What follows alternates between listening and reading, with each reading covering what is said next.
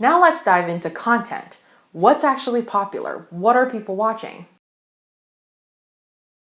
According to Statista, here are the top 5 films of 2019 in Korea, based on number of viewers. While it's worth noting the popularity of Disney franchises, that's hardly a surprise in any country. What is noticeable is that 2 of the 5 films are domestically produced genre films. The top film, Extreme Job, is a comedy produced by About Film and 해그림 Pictures, distributed by CJ Entertainment. It earned a domestic box office of 113 million and an international box office of 118 million, mainly from the US, Australia, Hong Kong, and New Zealand. While this looks like a 50-50 split, it actually represents a film that did pretty well domestically. Since remember, the Korean population is small, and so if it's paying for half of the worldwide box office, that means that the popularity of the film was concentrated at home. In fact, the film was so popular that some sources now cite it as the highest grossing South Korean film of all time, surpassing war epics and fantasy blockbusters. The other homemade film in the top 5 is probably more familiar to a Western audience. Parasite is a thriller produced by Berenson E&A and distributed by CJ. While it grossed 71 million domestically, it earned a whopping 257 million outside Korean soil, demonstrating how powerful foreign markets can be for Korean content. The film went through a successful festival circuit and award season, receiving 330 nominations and winning 197. For comparison, let's take Titanic, often seen as a film with lots of awards. It received 58 nominations and 49 wins, which is significant for any film, but measly compared to Parasite. The film is directed by 봉준호, an auteur with a pre-established reputation among art house aficionados. Pre-Parasite, he was often situated among the likes of 박찬욱, and 이창동, as outward-facing Korean directors, or directors who can definitely make bank at home, but who can really play the foreign festival game. While Westerners describe these directors as visionary auteurs with an unfortunate hint of exoticization, Koreans saw them as powerful ambassadors for Korean culture abroad. Since Parasite, a third theme has emerged, one about Hollywood's diversity problem. Parasite's victory is seen as a sign the Academy is ready to embrace great films from any country, in any language, at last. This marks 봉준호, as a global filmmaker, able to not only evoke a sense of Koreanness, but to also become a symbol within American discourses surrounding race. I emphasize Parasite's interaction with the West in order to highlight the differences in distribution strategy between what I see as outward-facing versus inward-facing films. Extreme Job and Parasite represent 2 markets, the domestic genre-driven audience and the international art house audience, which is a dichotomy that afflicts many countries, particularly in Asia. For the Korean domestic market, comedies and horror play well, appealing to genre expectations that don't necessarily forefront nationality and culture. For the international audience, however, more artistic, socially conscious films play well, as this is an open but critical audience, often hoping to learn more about a cultural context other than their own. These attitudes in turn affect distribution methods. Extreme Job, for example, has no foreign distributor and likely just relied on CJ's own theaters abroad for foreign distribution and exhibition. Parasite, however, is distributed by Neon in North America and Madman in Australia, and premiered at Cannes. It's relying on well-established Western infrastructure as its foreign distribution strategy, hoping that these local companies can market their film in a way that suits these particular markets. If we compare the trailers for these films, the difference is even more noticeable. Extreme Job's trailer highlights its culturally specific jokes and local stars, while Parasite emphasizes Bond's past reputation and Western reviews. Overall, this demonstrates the divide that exists in high-performing Korean films, and how this divide informs differing distribution strategies. There is, however, potential change on the horizon, as Extreme Job is getting an American remake by Universal.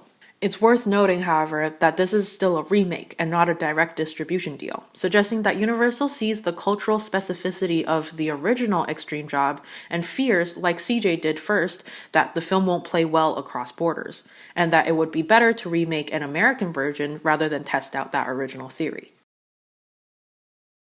In TV, the top genres are dramas or scripted 16 to 20 episode serials centering on romance or family, and variety shows or unscripted comedy that's a mix between reality TV and talk shows. According to Nielsen ratings, here are the top dramas from H1 2020. For variety shows, the Korean Business Research Institute publishes monthly brand reputation charts, which takes into consideration consumer participation, fan interaction, media coverage, community awareness, and viewership indexes. For September 2020, the top 5 variety brands are How Do You Play, Love Call Center, Knowing Brothers, I Live Alone, and My Ugly Duckling. Now, who exactly produces and owns this content? I know I talked about media conglomerates owning a large part of the media industry before, but in terms of TV, there are more players to discuss. Amidst the global phenomenon of cord cutting, terrestrial broadcasters and cable services still remain important leaders in Korean TV. The major networks include TVN, owned by CJ, and JTBC, owned by 중앙일보 in cable, and the trio of SBS, MBC, and KBS in public broadcasting. All 3 public broadcasters are well represented across top dramas and variety shows. SBS, for example, has the highest drama viewership and owns 7 out of the top 15 titles. Admittedly, these broadcasters are not that big. SBS has a market cap of about 250 million and a total revenue of 200 million, which underperforms in comparison to other public broadcasters. Say, for example, CBC in Canada earns about 500 million a year. And the other ABC, the Australian Broadcasting Corporation, earns about 750 million a year. Nevertheless, the Korean broadcasters are not willing to go down without a fight. Recognizing the value of owning popular TV titles, SBS, MBC, and KBS have entered the streaming wars to stay alive. And so far, they're not completely losing. Within the Korean context, streaming is still largely considered a platform rather than a producer. Yes, Netflix has come in and produced shows specifically for its platform, like Kingdom and Extracurricular, but it is also heavily capitalizing on shows that were not originally made by them and premiered on TV. Both TVN and JTBC have deals with Netflix to distribute their shows internationally. So while Itaewon Class might look like a Netflix original, it was actually made by and premiered on JTBC, and is only a Netflix show if you consider it outside of the Korean context. Simply put, Netflix is profiting off of the success of cable and broadcasting, which keeps the power within the hands of the networks. The 3 public broadcasters, for example, refuse to deal with Netflix and has instead invested in their own streaming services, both domestically with Wave and internationally with Kakao. This allows them to attract audiences with their popular titles while also keeping all of the rights and profits. Like in the movies, we see a domestic-international split with streaming distribution as well. Within Korea, the major streaming platforms are Netflix with 6.4 million users, Watcha, a platform for films and international content with 5.7 million users, Wave with 3.5 million users, TVing, which is only for TVN content, with 2.5 million users, and Season with 2.4 million users. Internationally, however, we have Rakuten Viki as the biggest streaming platform that specializes in Korean content outside of Korea, at 15 million users as of July 2020, followed by Kakao and On Demand Korea. These 3 cover North and South America, while View, a platform for East Asian content more generally, covers Asia, Africa, and the Middle East. We can see from Viki's 15 million users that international demand for Korean TV content is significant. But again, solid data is hard to come by. Taking aside the fact that platforms rarely disclose their viewership numbers, and even when they do, they're often met with skepticism, the audience is pretty difficult to measure, especially when you consider it's fragmented among various categories. Koreans that watch Korean stuff, Koreans that watch international stuff, international audiences that watch Korean stuff, and international audiences who use platforms that specialize in Korean content to watch content from other countries.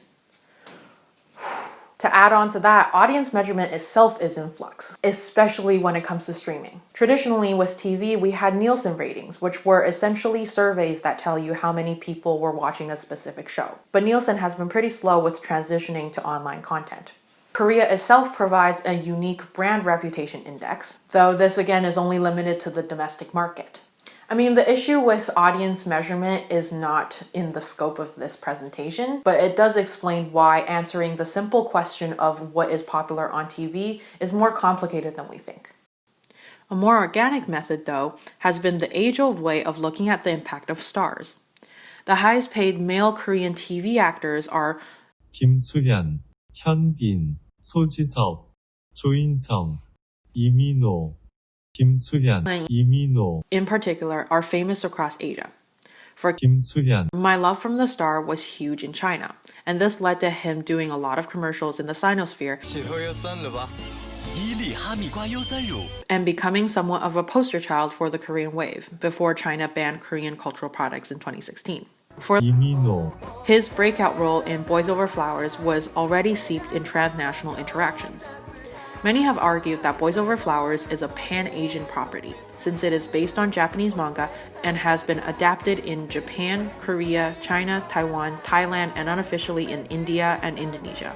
Therefore, in addition to hard numbers, the transnational reputation of these stars helped verify the popularity of Korean content outside of its borders. So overall, there seems to be a lot of takeaways in terms of media production and distribution, but I think the point that stuck with me the most is the domestic and international split we have in terms of distribution. I see that as a sign of an industry that is extremely comfortable with working with markets outside of its own cultural context, because it recognizes the difference between what is popular at home versus what is popular abroad, and forms distribution strategies accordingly.